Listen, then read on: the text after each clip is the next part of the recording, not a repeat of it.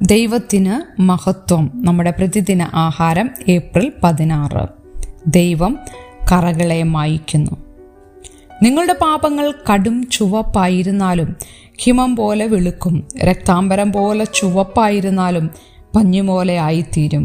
യെശയ്യാ പ്രവാചകന്റെ പുസ്തകം 1:18. കറികളോ ഏതെങ്കിലും പാനീയമോ നാം വീഴ്ത്തിയതിനു ശേഷം സ്വയം വൃത്തിയാകാൻ നമ്മുടെ വസ്ത്രങ്ങൾക്ക് കഴിയുമായിരുന്നെങ്കിൽ എന്താകുമായിരുന്നു? BBC-യുടെ അഭിപ്രായത്തിൽ അൾട്രാവയലറ്റ് രശ്മികൾക്ക് വിധേയമാക്കുമ്പോൾ സ്വയം കറയും ദുർഗന്ധവും വൃത്തിയാക്കുന്ന ഒരു പ്രത്യേക ലായനി ചൈനയിലെ എഞ്ചിനീയർമാർ വികസിപ്പിച്ചെടുത്തിട്ടുണ്ട്. സ്വയം വൃത്തിയാകുന്ന വസ്ത്രങ്ങൾ ഉണ്ടാകുന്നതിൻ്റെ ഫലം നിങ്ങൾക്ക് സങ്കല്പിക്കാനാകുമോ? സ്വയം വൃത്തിയാക്കുന്ന ഒരു ലായനി കറയുള്ള വസ്ത്രങ്ങൾക്ക് മേൽ പ്രവർത്തിച്ചേക്കാം, പക്ഷേ കറയുള്ള ആത്മാവിനെ ശുദ്ധീകരിക്കുവാൻ ദൈവത്തിനു മാത്രമേ കഴിയൂ. പുരാതന യഹൂദയിൽ ദൈവം തൻ്റെ ജനത്തോട് കോപിച്ചു. കാരണം അവർ തന്നെ നിരസിച്ച് പുറകോട്ടു മാറിക്കളഞ്ഞ് അശുദ്ധിക്കും തിന്മയ്ക്കും തങ്ങളെ തന്നെ ഏൽപ്പിച്ചു കൊടുത്ത് വ്യാജ ദൈവങ്ങളെ ആരാധിച്ചു.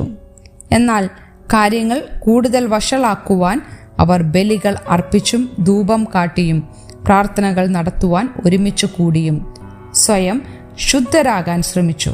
എന്നിട്ടും അവരുടെ കാപട്യവും പാപവും നിറഞ്ഞ ഹൃദയവും അവരിൽ നിലനിന്നു. അതിനുള്ള പ്രതിവിധി സ്വയം മാനസാന്തരമുള്ള ഹൃദയത്തോടെ തങ്ങളുടെ ആത്മാവിലെ കറകൾ പരിശുദ്ധനും സ്നേഹവാനുമായ ദൈവത്തിങ്കിലേക്ക് കൊണ്ടുവരിക എന്നുള്ളതായിരുന്നു. അവിടുത്തെ കൃപ അവരെ ശുദ്ധീകരിക്കുകയും ആത്മീകമായി ഹിമം പോലെ വെളുപ്പിക്കുകയും ചെയ്യുമായിരുന്നു. നാം പാപം ചെയ്യുമ്പോൾ സ്വയം ശുദ്ധീകരിക്കുന്ന ലായനിയില്ല. താഴ്മയും മാനസാന്തരവുമുള്ള ഹൃദയത്തോടെ നമ്മുടെ പാപങ്ങളിൽ നിന്ന് പിന്തിരിഞ്ഞ് നാം ദൈവത്തിങ്കിലേക്ക് മടങ്ങണം.